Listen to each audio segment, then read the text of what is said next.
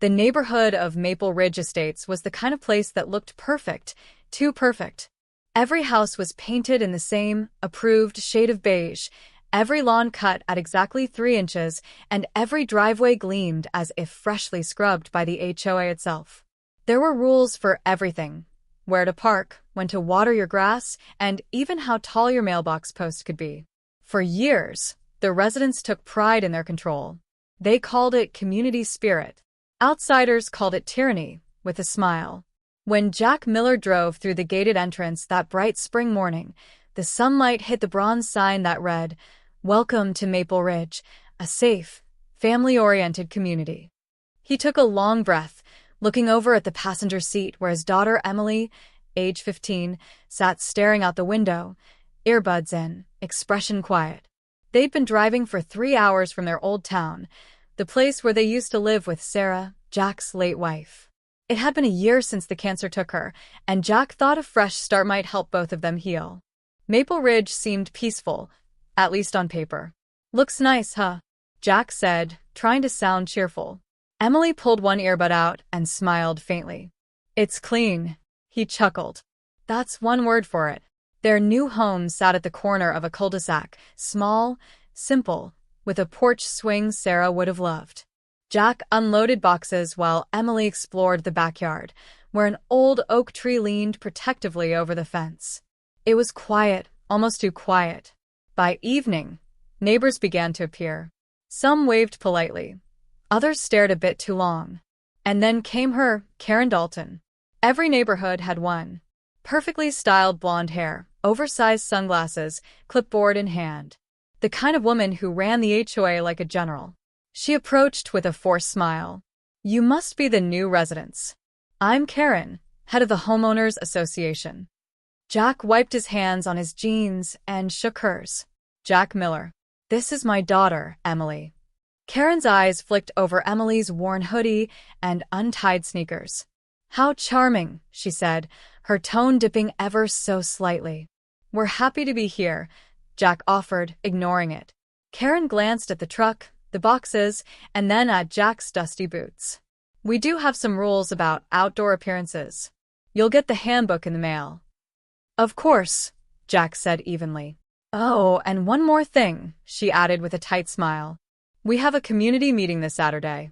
Attendance is mandatory for all new homeowners. See you there." And just like that, she was gone, clipboard swinging, perfume trailing behind her like smoke. Emily watched her disappear. "She seems nice," she said flatly. Jack laughed under his breath. "You've got a sharp eye, kiddo." The first week went smoothly enough. Jack spent his mornings fixing things around the house and his afternoons at the small mechanic shop where he'd taken a job. Emily started at Maple Ridge High, a school that looked like it belonged on a movie set, all glass windows and football banners. But fitting in wasn't easy. The other girls wore designer clothes, drove new cars, and spent lunch comparing vacations. Emily, quiet and artistic, sat alone most days, sketching in her notebook. Then came Chad Dalton, Karen's son. He was tall, smug, and popular for all the wrong reasons. He'd seen Emily get dropped off in her dad's old Ford truck and decided she was easy prey. "Nice ride," he sneered one morning. "What's that, a 1990 dinosaur?" Emily ignored him. She'd learned from her dad that silence was often stronger than words. Chad didn't like being ignored. By the end of the week, his friends were whispering when she passed, calling her army brat and charity case. Someone even taped a note to her locker that read, "Waiting for Superman? He's not coming." When Jack asked how school was going, Emily smiled weakly. "It's fine, Dad. Just different." He could tell something was off, but he'd been through war zones and loss, and sometimes the hardest battles were invisible. Saturday came, the community meeting. The Miller showed up right on time at the HOA clubhouse. Inside, neighbors sat in neat rows, coffee cups in hand, while Karen stood at the front like a queen addressing her court. "Welcome everyone," she announced. "As you know, we have new residents among us, the Millers. Let's all make them feel at home." A polite smattering of applause followed, though a few people just stared. Karen continued, outlining the latest HOA initiatives, New lawn inspections, security patrols, and a proposed curfew for non-conforming visitors. Jack listened quietly, noting every controlling word. When she opened the floor for questions, he raised his hand. So, what happens if someone doesn't agree with a rule? Karen blinked. Excuse me? I mean, what if a homeowner disagrees with the HOA's decision? Is there an appeal process? The room went silent. Karen's smile didn't reach her eyes. We haven't had that issue before, Mr. Miller. We like to think everyone here cooperates for the good of the community. Jack nodded slowly. Got it. Cooperation. When they left, Emily whispered, They don't like you asking questions. Jack smirked. Then I must be doing something right. The following week, the tension thickened. Emily caught Karen watching her from across the street one morning, arms folded. At school, Chad tripped her in the hallway, sending her books flying. When she told a teacher, he shrugged. Chad's mom is on the school board, he said quietly. That night, Jack found Emily crying in her room. Talk to me, Em, he said gently. She wiped her tears. It's nothing. I'm just tired. He sat beside her. You know I can tell when you're lying, right? Comes with the job. She laughed softly. I just don't fit here. They treat me like I don't belong. Jack nodded. That's on them, not you. You belong wherever you decide to stand. He paused, his voice low. Your mom used to say, never let small people make you feel small. Emily smiled faintly. Mom was brave. She was, Jack said, his eyes distant. And you are too. But bravery doesn't always protect you. The next afternoon, as the sun dipped low over Maple Ridge Park, Emily walked home alone, her sketchbook clutched to her chest. She didn't see Chad and his friends waiting by the swings. They'd planned something cruel.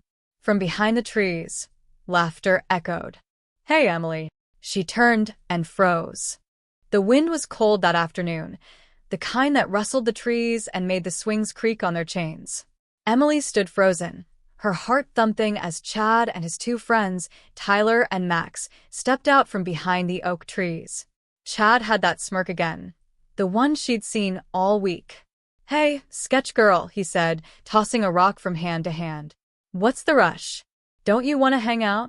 Emily tightened her grip on her sketchbook. Leave me alone, Chad. Oh, come on. He moved closer, his friends snickering behind him. We're just trying to welcome you to the neighborhood. My mom says you're different. Emily tried to step past him, but Tyler blocked her path. Where are you going? Superman's not coming to save you. That word, Superman, made them laugh. Her eyes stung. She pushed past them, but Chad grabbed her backpack strap and yanked her back. Hey, we're talking to you. Her sketchbook fell, pages scattering. One page caught in the wind, a pencil drawing of her and her mom sitting under a tree. Chad picked it up, glancing at it before tearing it in half. Emily gasped. Stop. That's my mom's. Oh, boo-hoo, Chad mocked. You gonna cry? She shoved him hard. He stumbled back, surprised. The laughter stopped for a moment. Then his face hardened. You shouldn't have done that. Tyler and Max looked at each other. Chad, come on. But Chad's pride was on fire. He grabbed the rope that hung from the playground swing and twisted it into a noose-like loop. Let's see if Superman really flies in to save you. Before Emily could move, they looped it around her shoulders, laughing as she tried to pull away. Her cries echoed across the empty park. For a few terrifying seconds, she lost her balance, the rope pulling against her neck. Then, headlights flashed. A truck screeched to a stop at the park's edge. Jack. He'd been on his way home from work when he spotted the group at the park, 3 boys surrounding a girl who looked far too familiar. When he realized it was Emily, something inside him broke. He was out of the truck before it stopped rolling, sprinting toward the playground. Hey! His voice was thunder. The boys froze. Jack ripped the rope off Emily's shoulders and shoved Chad back, his eyes blazing. You touch her again, I swear. Chad stumbled, terrified. We were just kidding. Jack took a step closer, his voice low and dangerous. Does that look like a joke to you? Tyler and Max bolted. Chad followed, tripping over his own shoes as he ran. Jack turned to Emily, kneeling beside her. Her face was pale, tears streaking her cheeks. "Are you hurt?" She shook her head, trembling. I'm okay." He helped her up, holding her close. "You're safe now. I've got you." For the first time since they'd moved, she didn't try to act brave. She just cried into his chest. That night, the Miller house was silent except for the ticking of the clock. Emily sat on the couch, wrapped in a blanket. Jack stood by the window, staring into the dark street. Finally, she spoke. "Dad, please don't do anything crazy." He turned slowly. "Crazy? I know that look. You had it after your missions," she whispered. "You're thinking of payback." Jack exhaled sharply. "They put their hands on you, Emily. They hurt you. That's not something I can just let go. But if you do something, we'll have to move again." He looked at her, really looked, and saw the fear beneath her words. Not fear of Chad. Fear of losing him. He sat beside her, resting a hand on her shoulder. "You're right," he said softly. "I won't do anything stupid. But I will make sure this never happens again." The next morning, Jack was at the Maple Ridge police station. He gave a full statement, names, witnesses, everything. The officer on duty nodded, typing it all up. But when he finished, he said something that made Jack's blood run cold. "Sir, Chad Dalton's mother is on the HOA board. She's friends with the precinct captain. I'll file the report, but..." Jack leaned forward. "But what?" "Just don't expect much to come of it." Jack's jaw tightened. "So, you're saying her influence matters more than my daughter's safety?" The officer sighed. "I'm saying this neighborhood has connections. Be careful." Jack walked out, fists clenched. That evening, Karen Dalton showed up at their door. She was all smiles, the kind that didn't reach her eyes. "Mr. Miller," she began, "I heard about the little misunderstanding at the park yesterday." Jack's eyes narrowed. "Misunderstanding? Your son attacked my daughter." Karen gave a fake laugh. "Boys will be boys. They were just playing around." He stepped closer. He nearly strangled her. Her tone turned cold. "Watch your words, Mr. Miller. This community values civility." "Civility," he echoed. "You want civility after what your kid did?" Karen's smile hardened. "You're new here, so let me give you some advice. Don't make waves. The HOA has a lot of influence in Maple Ridge. You start trouble, and you'll find life here difficult." Jack stared at her for a long, dangerous second. Then he said quietly, "You have no idea who you're threatening." And he closed the door in her face. That night, Emily couldn't sleep. Every creak in the house made her jump. Jack sat at the kitchen table, his laptop open, searching through neighborhood bylaws and legal statutes. He'd been through battlefields and political wars, but this was personal. He found that the HOA had no authority to interfere with criminal matters. They could issue fines, enforce lawn height, or regulate mailboxes, but they couldn't silence a federal report. He picked up his phone and called an old contact, Lieutenant Eric Shaw, his former Navy SEAL teammate who now worked private security. "Eric, I need a favor. Background check on the Dalton family, and I want to know who the HOA's really connected to." "Roger that," came the voice on the other end. "You in trouble, Jack?" "Not yet," Jack said, glancing toward Emily's room. "But if they come near my daughter again, they will be." The next morning, Emily walked into school with her head held higher than before. Chad was there, bruised pride hidden behind fake laughter. He sneered. "Hey, Superman show up again?" Emily didn't reply, just stared him down. But this time, something in Chad's eyes flickered. Fear. Because he knew what had happened at the park. The look in Jack's eyes when he ran toward him wasn't something you forgot. At home that afternoon, a white envelope was taped to their door. It bore the HOA seal. Jack tore it open. "Notice of community violation. Mr. Miller, your recent unneighborly conduct and public disturbance at Maple Ridge Park are in direct violation of HOA guidelines regarding community harmony. You are hereby fined $1,200 and required to attend a disciplinary hearing next week. Karen Dalton, HOA President." Jack laughed a low, dangerous laugh. They'd turned his daughter's assault into a fine. He folded the letter slowly. "All right, Karen," he muttered. "You want to fight? You just got one." For most people, an HOA letter meant stress. For Jack Miller, it was a declaration of war. He'd faced insurgents, mercenaries, and warlords across the world, but never imagined his next enemy would be a suburban committee with matching polos and clipboards. Still, he knew something about battle. You don't fight blind. You gather intel. The next morning, Jack met his old friend and SEAL brother, Eric Shaw, at a diner off Route 17. Eric slid into the booth across from him, laptop under one arm, mug of coffee in hand. "You look like hell," he said. "HOA life," Jack replied dryly. "What did you find?" Eric flipped the laptop open and turned the screen. Karen Dalton's been HOA president for 6 years. In that time, she's filed over 70 complaints, most of them targeting anyone new, single parents, and retirees who can't fight back. Jack leaned forward, eyes narrowing. "And the police captain?" "Captain Reynolds. He's her brother-in-law. She's got the whole town wrapped around her finger." Jack's jaw clenched. "So that's why the officer brushed it off." "Exactly." "Oh, and one more thing," Eric added, scrolling down. "She's been embezzling HOA funds, funneling money into a beautification project that doesn't exist." Jack smirked. "Now that's interesting." Eric grinned. "You planning to go full recon?" "Not yet," Jack said, sipping his coffee. "But I'm done playing nice." That afternoon, Jack arrived at the so-called disciplinary hearing. It was being held in the Maple Ridge Clubhouse, a building that looked like it belonged in a brochure. Brick walls, flower beds, and an American flag fluttering in the wind. Inside, 5 board members sat at a long table. Karen Dalton sat in the center, pearls around her neck, and that fake smile plastered on her face. "Mr. Miller," she said sweetly, "thank you for joining us. Please take a seat." Jack didn't. "I'll stand." "Suit yourself," she replied. "Now, regarding the disturbance you caused at the park." Jack interrupted. "You mean the part where your son assaulted my daughter?"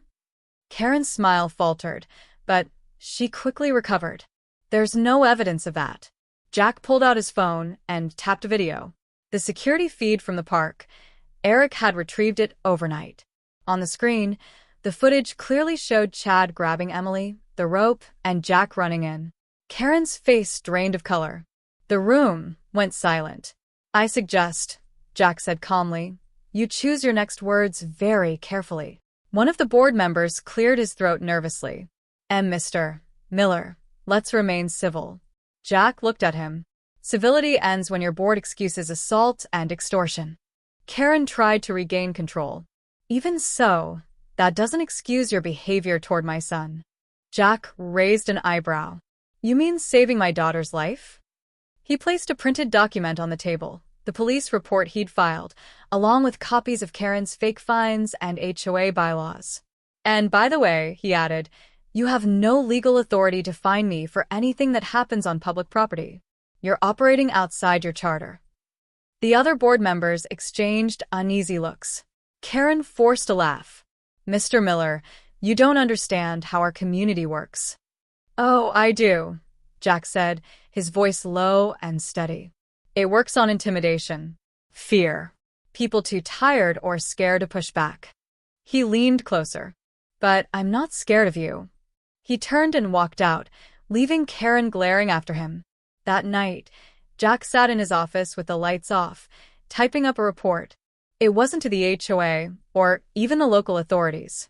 This was for the State Housing Oversight Board and the IRS.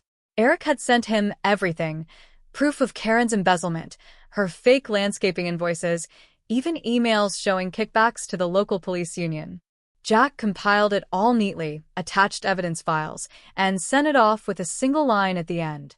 "This board has been operating as a personal fiefdom, funded through fraud and intimidation.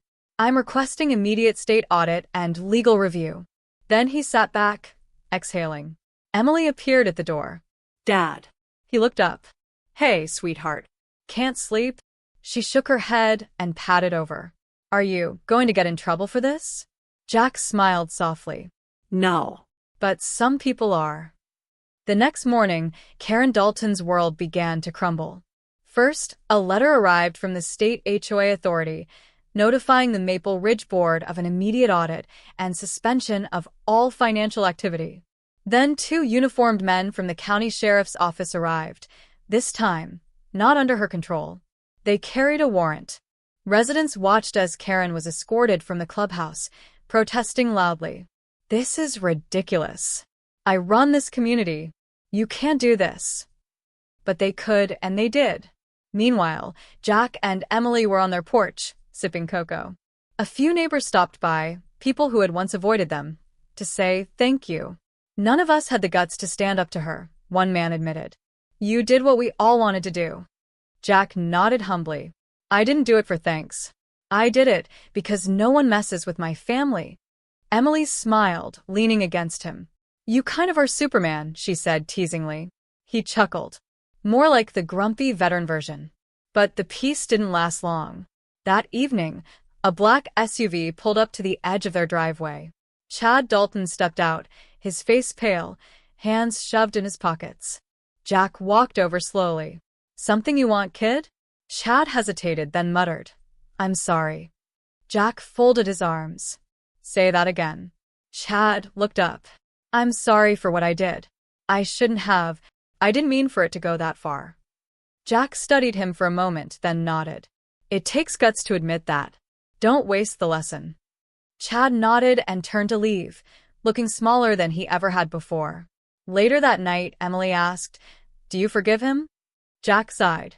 "Forgiveness doesn't erase what he did, but it lets us move on." She smiled softly. "Mom would have said the same thing." He smiled back. "Yeah, she would have."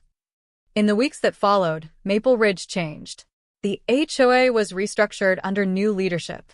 Karen Dalton faced charges for embezzlement and corruption. Her influence shattered like glass. Neighbors once divided by fear began working together again, kids playing freely, fences mended, and smiles returning to porches. Jack and Emily didn't stay forever. A few months later, they packed up and left for the coast, a small house overlooking the ocean, quiet and peaceful. One evening, as the sun dipped below the waves, Emily looked out and said, "Do you think there are people like her everywhere?" Jack nodded. "There always are." "But people like you too?" she asked. He smiled. "That's the balance of the world, sweetheart. Someone's gotta stand up when others can't." She took his hand. "Superman?" He laughed softly. "Nah, just a dad doing his job." The morning air in the coastal town smelled of salt and pine. The waves outside Jack Miller's new home rolled softly, brushing against the sand like time itself was taking a deep breath.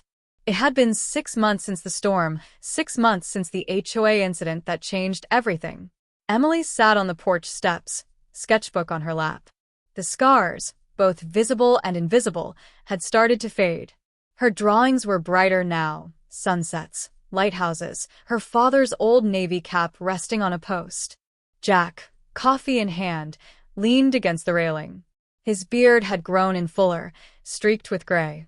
He looked calmer now, though the instinctive alertness in his eyes never completely left. "Sleep okay?" he asked softly. Emily nodded, not looking up from her drawing. "Yeah, I had that dream again, though." Jack frowned slightly. "The park." She nodded. "But this time it ended different. You were already there." He smiled faintly. "Wish I could have been faster." She looked up at him and grinned. "You were fast enough, Dad." Sunrise the world after the HOA. News of the Maple Ridge scandal had spread far beyond their little community. Headlines read things like, "HOA president arrested for fraud and abuse of authority." "Local veteran exposes corruption in suburban neighborhood." Jack's name wasn't in the articles. He'd refused interviews, wanting peace, not attention. But within military circles, word got around. His old teammates sent messages that ranged from classic Miller justice to "you always find a way to win the right fight." Still, part of him carried guilt. Guilt that Emily had gone through something so cruel. That in a peaceful world, evil still found ways to hide behind rules and fences. He'd seen darkness in war, but nothing stung like seeing it in his own backyard. House a knock at the door. It was a Saturday when a knock came at the door. Jack opened it to find Chad Dalton standing there again, but this time, not in fear or shame. He was dressed neatly, holding a sealed envelope. Jack's expression hardened out of habit. "Chad." "Mr. Miller," the boy said respectfully. "I came to say thank you." Jack tilted his head. "For what?" "For not destroying me when you could have. For not pressing charges." Jack studied him. The kid looked older now, not in years but in the way trauma carves maturity into the soul. Chad continued. "My mom's still in court. I'm living with my dad now, in another city. But I wanted you to know, I joined a volunteer group. We work with veterans. I guess I wanted to make up for what I did." For the first time, Jack smiled genuinely. "That's a good start, son. Keep doing that, not to erase what happened but to make something better out of it." Chad nodded. "I will." He handed over the envelope. "It's from the HOA, the new HOA. They wanted to send this." Jack opened it after the boy left. Inside was a handwritten note. "To Jack Miller, thank you for standing up when no one else did. You reminded us that communities need courage more than control." Below was a list of signatures, neighbors who had once been too afraid to speak up. Jack folded the note and tucked it into the wooden box on a shelf labeled Family. Waterwave, a father's promise.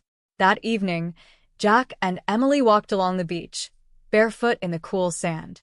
The sky burned orange and pink, waves whispering secrets between them. "Dad," Emily said quietly. "Yeah. Do you ever miss it? The Navy, I mean. The missions, the danger?" Jack thought for a moment. "Sometimes. But I've seen enough battles. Now, I just want to protect what's in front of me." She smiled softly. "You mean me?" He grinned. "You, and this piece we've got." She looked at him, eyes reflecting the sunset. "You know, when they said Superman gonna fly in and save you, I thought about that for weeks. I kept wishing someone would." Jack looked down at her. "But then I realized," she continued, "Superman doesn't have to wear a cape. He just has to show up when it matters." Jack's throat tightened. "You're growing up too fast, kiddo." She laughed. "You're just getting old, Dad. Balance scale, justice comes full circle." Months later, the case against Karen Dalton concluded. She was found guilty of fraud, embezzlement, and obstruction of justice. Her sentence, 5 years in prison and restitution to all HOA members she'd exploited. It wasn't revenge. It was accountability, the kind Jack believed in. One of the residents, now the new HOA president, called Jack to inform him. "We're renaming the park," she said, "after Emily. For bravery and resilience." Jack paused. "You sure that's what she wants?" "I asked her already," the woman said, smiling. "She said only if the sign says, 'A place for everyone.'" Jack laughed. "That's my girl." Speech ballooned the last lesson. One quiet night, Jack sat by the fireplace while Emily slept upstairs. The fire crackled softly, casting long shadows against the walls. He took out a photo, Emily as a little girl, sitting on her mother's lap. He whispered softly, "She's stronger than both of us combined, you know." Outside, the wind moved through the trees, like the world itself was listening. Jack thought about all he'd learned from combat, from loss, from fatherhood. You can't stop cruelty from existing, he thought. But you can stand between it and the ones you love. That's the only fight worth fighting. Man Superhero, the ending scene. The next morning, as the sun broke over the horizon, Emily was already outside, painting on a new canvas. Jack brought her a mug of hot cocoa and stood behind her quietly. The painting showed a shadowy figure holding a child's hand, the figure tall, strong, and faceless, like a guardian. "What's that one called?" Jack asked. She smiled. 47 seconds. Jack nodded slowly, emotion tightening his chest. She turned and hugged him. "Thanks for being my Superman, Dad." He smiled and whispered, "Always, kiddo." The camera of life zoomed out, the ocean glimmering, the waves rolling endlessly. No capes, no flights, no laser eyes. Just a father, a daughter, and a peace they'd earned the hard way. Because sometimes the real heroes don't fly and they walk beside you.